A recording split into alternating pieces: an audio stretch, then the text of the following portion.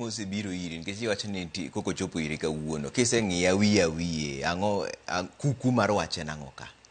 Kuku mar wach wan gi gimiluongo ni Urban and Cities Act manitiere penchik ma en Cap 275 iwinjo moyienwa ni kapo ni nitiere ng'ikruok mar yudo omenda to ne nitiere gik mwadwa timo kaka sirkal to wanyalo kwayo ni to national government be une gi pesa moro munyalo miyowa mondo watim godo gigi.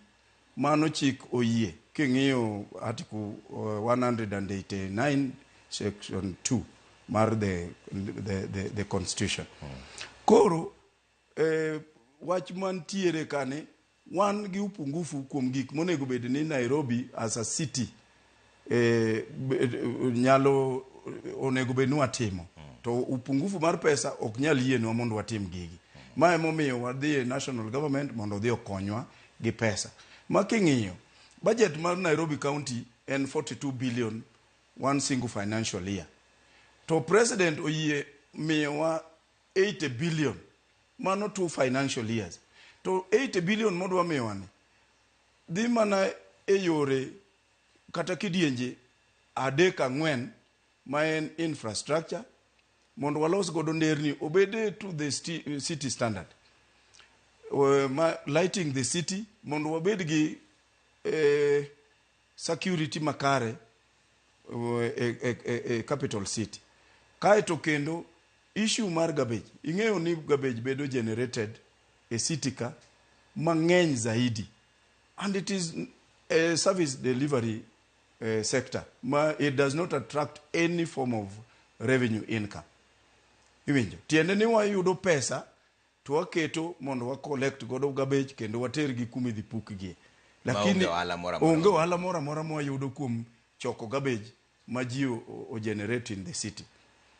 Iwinjo wan gi health sector miyudo no osiptende wa mine kodhi nyuol to nyuol gi siling 20 to kidhi mata to ko timni CS tinyuol kata gi 300,000 to osiptende wa to en 20 shillings mane pesa chulo godo book timi nyaka yedhe.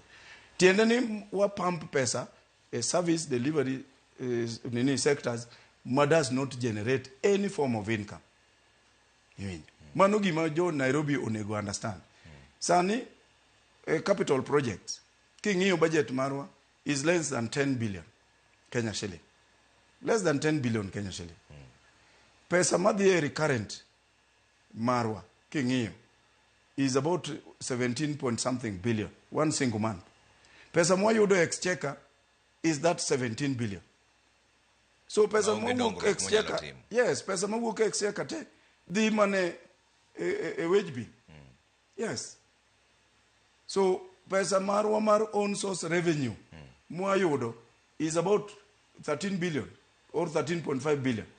To king'iyo pesa madhi service delivery section ma ok generate anything is way above pesa marwa mar own source revenue. Yes. To koro committee muket kanyo